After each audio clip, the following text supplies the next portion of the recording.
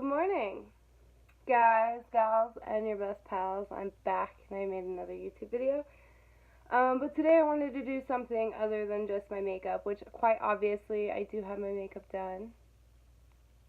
Ta-da. I've also got leftover blimpies in my teeth, so that's great, but bear with me. So today I wanted to do something a little bit different. I wanted to do like a What Wednesday.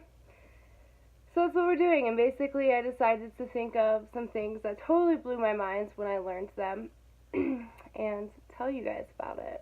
You might already know some of these, but these are just some things that I found very interesting. Anywho, we're going to go ahead and get started. Alright, so the first one we're going to do is from a book called The Wisdom of Psychopaths by Kevin Denton. And I do kind of want to provide you guys with as many sources as possible. With some things I'm definitely going to tell you to go research on your own because it took me forever to find resources. But I do want to show you guys where I get some of this awesome information. This book cover is amazing, by the way. It's like one of my favorite things ever. But if you don't want to read, I'll just go ahead and tell you this experiment. Anyway, so this book is a compilation of studies that have been done on psychopaths, written in a way that's very easy to read, kind of like a storytelling thing. He does a really great job at putting it all together. So for this experiment, let's say 100 people are taken from this college, and this actually did happen, but I don't remember the exact sample sizes because it's been a minute. So 100 people are taken from this college, right? And they're tested. There's trait tests that you can see, like, where do I rank on the level of, like, psychopathy or whatever. They took people, like 50 of those people that ranked high, meaning they're basically psychopaths, right? Okay, then they took 50 normal people that didn't rank on there at all. And then they went and they gathered a group of another 100 people. Half of these people had been victimized in some way, meaning they were either, assaulted, robbed, just victimized in some way throughout their lives. And then the other 50 people had never been a victim of anything, just normal, plain Jane people, nothing like that. So then what they did is they had the regular people that were not psychopaths from this group, stand in a doorway of this hall. So here's the doorway, hall goes this way, non-psychopath is standing right here. And then they had people go out in like a random pattern of victim versus non-victim, maybe victim, victim, victim, non-victim, non-victim, victim, victim, just in a random pattern. And they asked the psychopaths, they're like, can you tell who has been victimized? And they're like, yeah, not really. They took this test. They didn't have a very good accuracy of being able to depict these people. Because who would? Who just looks at someone and is like, oh, they were assaulted 3 years ago? It's not very common to be able to tell those kind of things. So then they brought out the group of psychopaths, or the people who ranked high on the traits for psychopathy. And they had them do the same thing, stand in the hallway door, and watch this random pattern of people come out and just walk, literally just walk. And, the researchers are like, okay, can you tell, like, how many of these people have been victimized? And it was like 76% of the time or higher that they were able to pick out who had been victimized. And I just think that is so crazy that, people out there, especially people with, like, high levels of psychopathy, can, like, legitimately see who has been victimized and who hasn't. And honestly, just read the book. Like, even if you don't read, I swear, it'll blow your mind. So, yeah, there's the first one. Okay, so the next one I actually learned in college from a drugs and behavior class, which was amazing, like the coolest class I've ever taken. I kind of expected it to be like DARE, don't do drugs, drugs are bad, blah, blah, blah, blah, blah, law enforcement's great, everything. But this class literally, like, government scandals and things that have went wrong in the war on drugs, and, like, statistically how they could have been better, and statistically, like, why they didn't work. So, something that blew my mind in this class and just made me go, what, was this little fact. So they created a drug czar, which is basically the person who is involved and in charge of, like, You know, the DEA, the war on drugs, illegalizing drugs, propaganda, kind of all things related to this war on drugs. So the first ever drug czar appointed, by the way, they're appointed by like high levels of the government, right? His name was Harry Anslinger. I hope that's how you pronounce it. I'm really bad at pronouncing names. Anyway, he was the first drug czar, and a lot of his propaganda that he put out had to do with marijuana. You know, reefer madness, like, this is crazy, we need to legalize marijuana right now because this plant is literally destroying our nation. This guy found out that a very prominent senator was addicted to morphine. And at this point in time, like, morphine obviously wasn't good. Like, it was obviously illegal. And I shouldn't say obviously, because there was a time basically where every drug was legal. But at this point in time, morphine was already bad. It was looked upon as bad. There was a lot of propaganda out for it. If you did morphine, you know you were a junkie. You shouldn't be doing that. By the way, look at my shirt. I'll show you the rest in a minute. So this drug czar finds out. So instead of turning him in because he's the drug czar and he's literally so against marijuana and this is morphine, instead of being like, okay, I'm going to turn you in, or even at the least like, okay, I'm going to get you into rehab, I'm going to get you help, you're a senator, you know, even if he would have been like, let's keep it quiet, but let me get you help, or like, hey, this isn't right. No, he didn't do any of that at all. As the drug czar, the very first drug czar appointed by the U.S. government for the United States of America decides that he is going to get this senator morphine. Basically, he decides that he's going to make sure he has a secure supply of morphine without being found out by the DEA, the government, or anyone who would have rightfully been like, nah, dude, I'm turning you in. No, the drug czar of the United States of America helped him get morphine. Which, this may not be that interesting to you, but to me it's just ironic, because this is a guy who had a huge influence in the criminalization of marijuana. Here, like, oh, you're a senator, right? You want some morphine? That's fine. Let's get you some morphine, dude. I got connections. Let me call my guy. Let me call the DEA to make sure that you're totally okay getting this morphine. It's good. How's it going, Roosevelt? It blew my mind. So basically anything with drugs or the war on drugs really blows my mind. I think it's so interesting. I kind of nerd out a lot when it comes to that stuff. But yeah, I just thought that was super interesting, so there's thing 2. Thing 3, this isn't that interesting, and I feel like it's actually kind of widely known. I just feel a certain way about it. So giraffes are my all-time favorite animal ever. I think they're so cool. I think they're so interesting. I think they're adorable. Their long necks are cool. If you've ever seen a video of giraffes fighting, it's crazy. By the way, if you haven't, literally pause this YouTube video right now. Go look at a video of giraffes fighting. They're all over YouTube. They're nuts. Like World Star times 10 Safari Edition. Craziest shit you'll ever see in your life. Amazing. I'm 99.9% sure it is true. I don't have the best sources for this one, but I've looked it up like countless times because people don't believe me and it ends up turning up true. Anywho, they can't cough, supposedly. But it's not that big of a deal, you know, like if someone was to tell me like, hey, porcupines can't sneeze, it's like, okay, like, great way to start a conversation, cool. But I love giraffes, okay, so their necks are literally so long, and this is how I'm gonna put it, this is why I think it's, like, interesting, okay? Have you ever been at the movie theater and you're just, like, chugging your popcorn before, like, the movie even starts? Like, you're literally just eating so much popcorn. But sometimes you're shoveling popcorn into your pie hole so fast that you get, like, kernels stuck, like, right here. And it sucks. So whenever that happens to me, I kind of make really gross noises to get it up.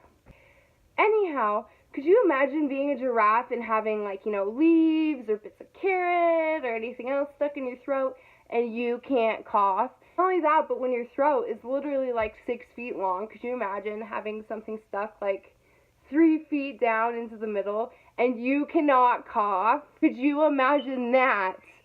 Blows my mind. I feel so bad for giraffes.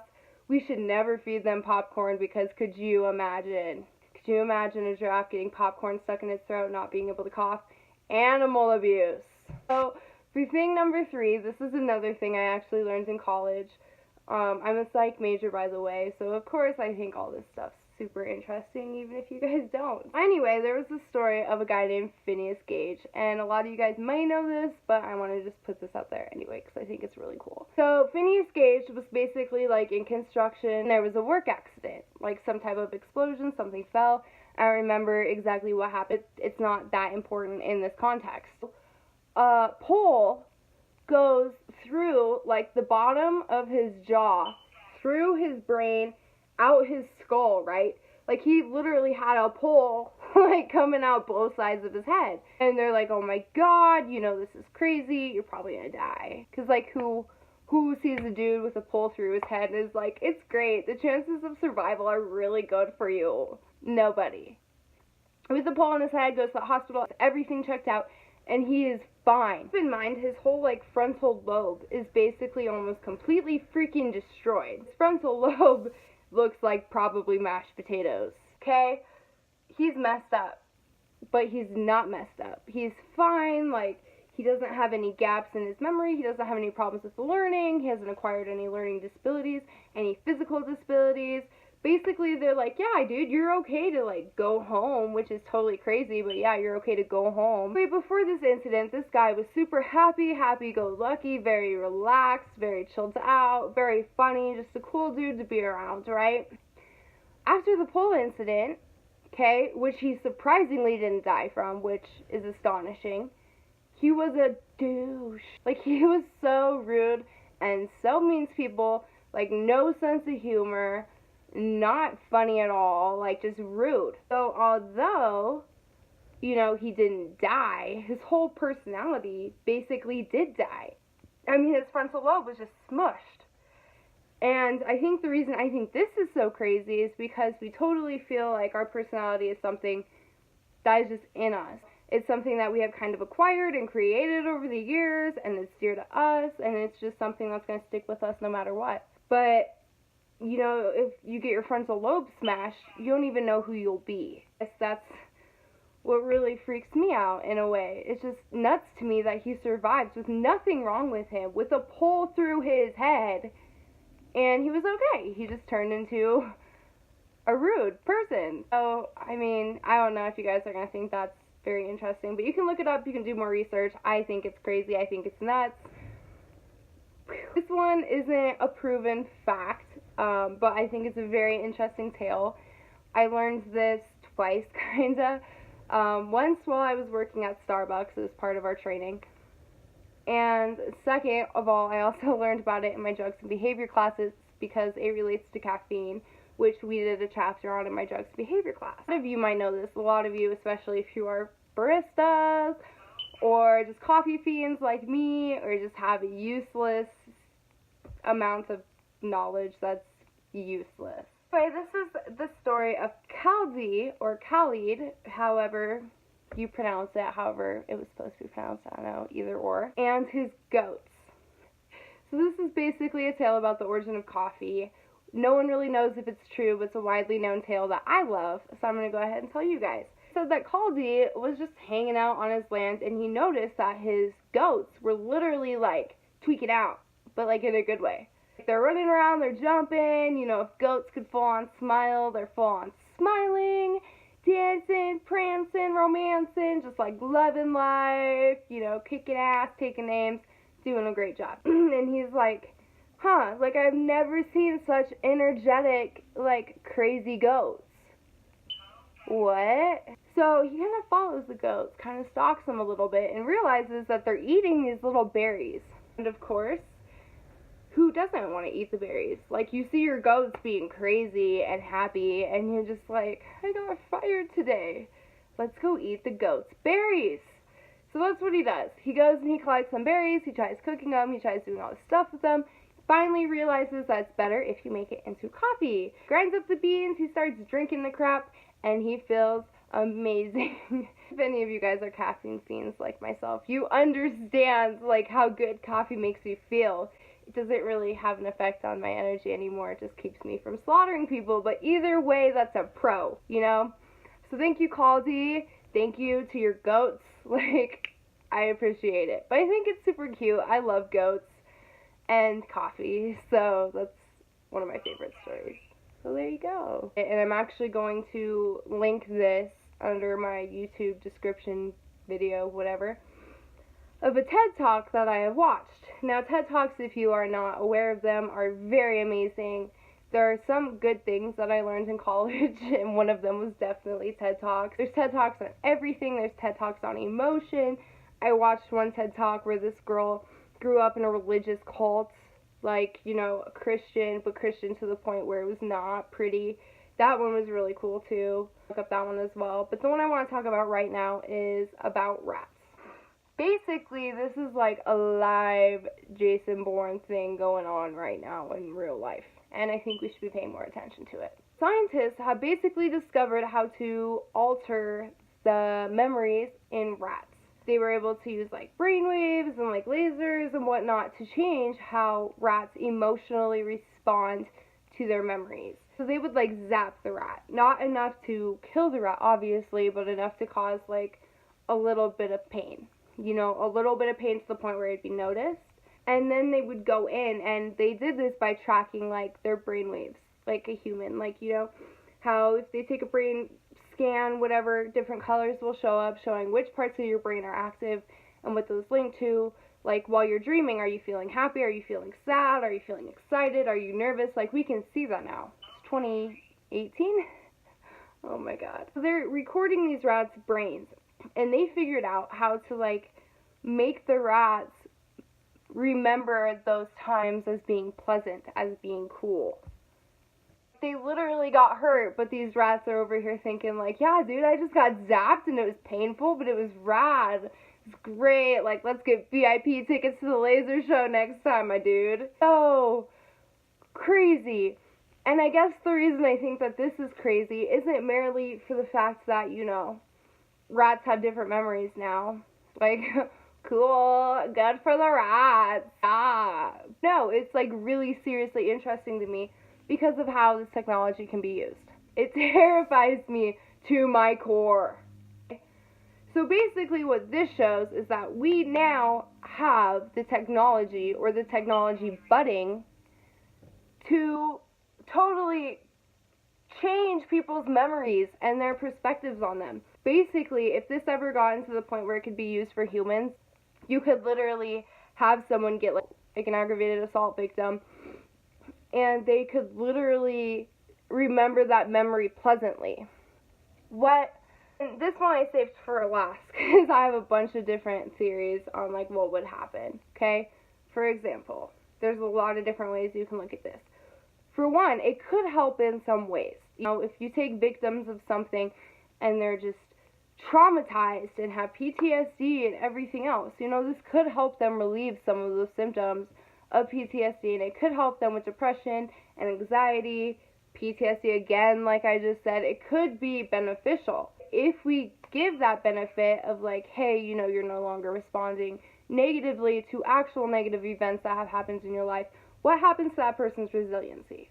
You know, what happens when, you know, your traumas aren't your traumas anymore? They're just memories that you don't have an emotional reaction to. A lot of people I know who have experienced trauma come out stronger because they were hurt, they were in pain, and now they're learning to deal with said trauma, and it does change people. But at the same time, like, I know if I were to have gone through my traumas and then get my brain zapped, so I think that everything is good, I think it would change me as a person. I think that it could take away some of that, you know, survivor's strength, because you learn how to cope with things like that. And if you have your emotional reactions taken away, you know, how are you able to grow from that? I kind of see it from both sides. And another thing that totally horrifies me, and should horrify anyone who's ever watched any action movie ever involving any other country in politics and like weapons of mass destruction, but let's say, you know, North Korea is to get something like this. North Korea having anything that involves anyone's brain is very scary to me, okay? Or Russia, or literally any country, even America. I mean, what? You can change people's emotional reactivity to memories. No one thinks that's as serious as I do. Like, I'm freaking out here, guys. Freaking out. Like, oh my god. I have so many, like, conspiracy theories that I hold as truth. And then I hear this, and I'm just like, Shane Dawson, where you at? Like, what is going on? I am terrified. So yeah, here's me overreacting for 5 minutes. I've actually been overreacting this whole video, but if you're not overreacting, you need to get woke. Seriously. If it looks like I'm kind of tearing up, I kind of am. Anytime I feel strongly about anything and I feel any emotion, I start tearing up and I can't help it.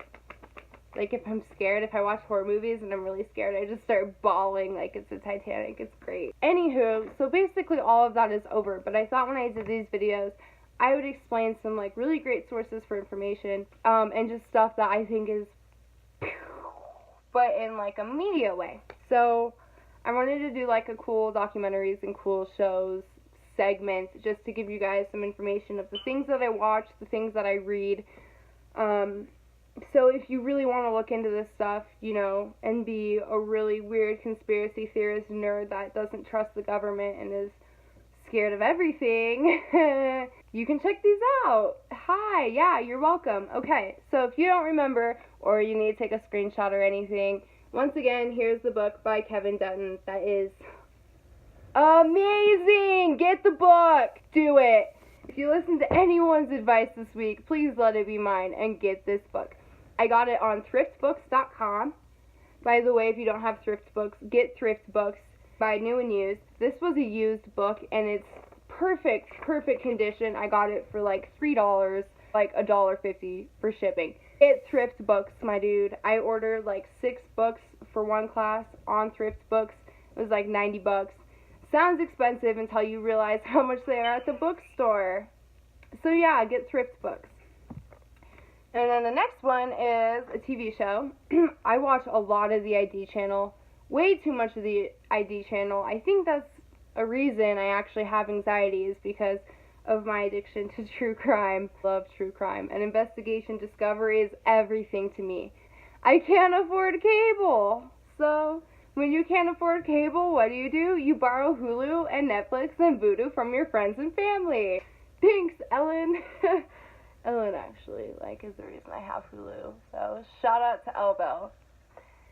They have a bunch of really great investigation discovery TV shows on Hulu, and they're amazing. One of my favorites that I'm going to mention right now is Deadly Women. It's basically stories, and each episode has like 3 or 4 different deadly women. And it's basically like women murderers, serial killers, like girls that have poisoned over 100 people. It's just really interesting to me, and if you don't find that stuff interesting, I'm sorry, your life sucks. Or mine does. Either way, it's a great show to watch. Okay? So the next one is Drugs, Inc., and a lot of you guys may already know about this. I feel like it's pretty popular. But I am so into drugs. Not like doing them, per se. Like, obviously, no. I like to study them, and I think, you know, the history of drugs, the war on drugs, how they affect everything, how much money is spent on them, the statistics of it, I think all of that is just so interesting. Like, I am obsessed with the topic. And Drugs, Inc. is super interesting. So good. It's realistic. It is real. Like, it's a real show. It's so good. And they actually go in and they talk to people that, like, are addicted to these hard drugs. They talk to the law enforcement people. They kind of follow the stories of these people's lives and, like, why they're using and everything else. And I just think it's so interesting. So look it up. It's on Netflix. It's pretty thick, you know, lots of episodes, lots of time you can spend learning. And then the third one is I Am a Killer. I also believe it's a Netflix original. So good. Basically, it follows the stories of people on death row, which I'm very interested in. And sometimes it's actually really sad because I feel like some of the people really just got screwed by the system. And I don't say that a lot, but, like, you know, you think as something as serious as being on death row would be foolproof. I mean, obviously the Green Mile showed us something different, but you still don't believe it to be, you know, any kind of holes in something like that. But I definitely, after watching that, feel like there are a few. There are some really crazy stories that happen in there. Definitely, it's just such a good show, and I highly recommend that everybody in the world goes ahead and watches it, because it's very interesting if you have a twisted mind like me. Gotta get a sip of my diet soda, because I talk a lot. Okay, now I'll show you the rest of the shirt. Ignore my messy room. My life's been busy. Not really, but I sleep a lot. So when you sleep most of the day, you don't have a lot of time. Okay, anyway. Okay, shit I don't have time for. And then it's got a list. Yeah. Anything that doesn't have shit to do with me. I love this shirt. It's actually my dad's. I have a lot of my dad's shirts. Anyway, there's that.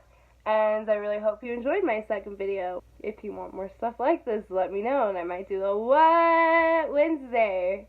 Yeah, where I just overreact about stuff that's not that serious, but is that serious for a while. As always, please subscribe, please follow me on social media.